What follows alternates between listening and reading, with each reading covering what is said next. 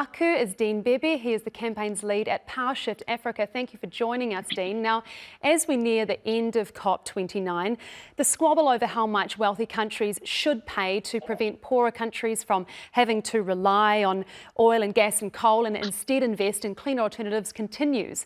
And the suggested potential pledges have swung wildly from 100 billion to 2 trillion annually. Where do you expect it to land? Hi, thank you so much for having me on the show.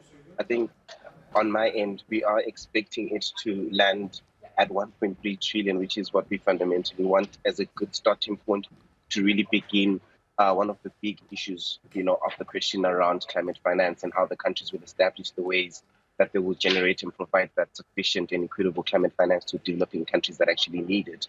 Otherwise, we call this the new collective quantified goal. But on this critical issue, we need to look at how developed countries are already doing the bare minimum here in Baku. And this would really be a total abdication of the responsibility, like you rightfully pointed out, from rich nations. We have a responsibility to deliver a game-changing climate finance package that will meet the needs of those on the front lines. That being said, developing countries today have put forward their proposals for the climate finance goal with a minimum of 600 billion in public finance. Now, on the other hand, developed countries have not yet put any numbers on the table.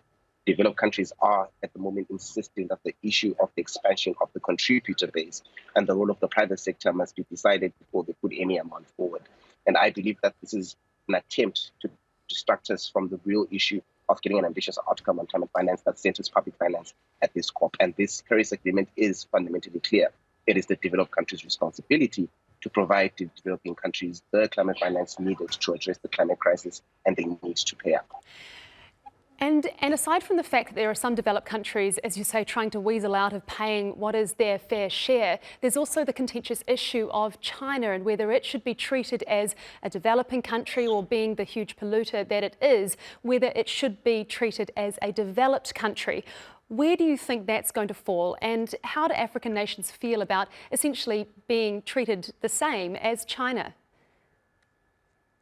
Thank you for your question. So I think there are two ways to first tackle this. There's one around the historic responsibility. If we look at the principle of common but differentiated responsibilities and respective capabilities, CPDRC, it recognizes that developed countries or developed nations historically emitted the bulk of the greenhouse gas emissions. While China and India, yes, are now significant emitters, their cumulative historical emissions remain far below those of developed countries like the United States and those in Europe. Now, if you look at the per capita emission angle, both China and India have much lower per capita emissions compared to the developed nations. For example, India's per capita emissions are approximately 1/3 of the global average, highlighting its developmental gap and lower individual contribution to climate change. So India is sadly much poorer than possible OSIDs and majority of African countries. Now, under the UN Climate Convention and the Paris Agreement, apart from contributing its fair share of emission reductions, China and India have actually no responsibility to deliver climate finance. But in fact, China, through its South-to-South cooperation, has provided roughly what other countries have provided. And with the expected retreat, for example, of the US, it's fair to expect that China will do more voluntarily, because that provides them with a unique opportunity. But China are playing by the agreed rulebook while the United States is tearing it apart. It's true that when it comes to its domestic energy, China is riding both horses, both the dirty and the green horse, and they need to clean up their act at home and reduce emissions. But if they do, they will cut out a huge part of the global emission.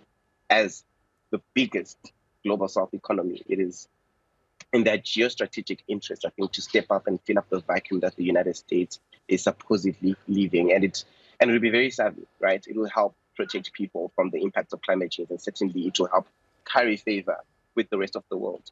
It checks also the climate box, but it also is hugely strategic for them and would launch them towards becoming the ultimate climate leader. Okay, that's all we have time for, Dean. Thank you so much. Appreciate your time. Dean Bhebhe, they're live from the COP conference in Baku. Thank you.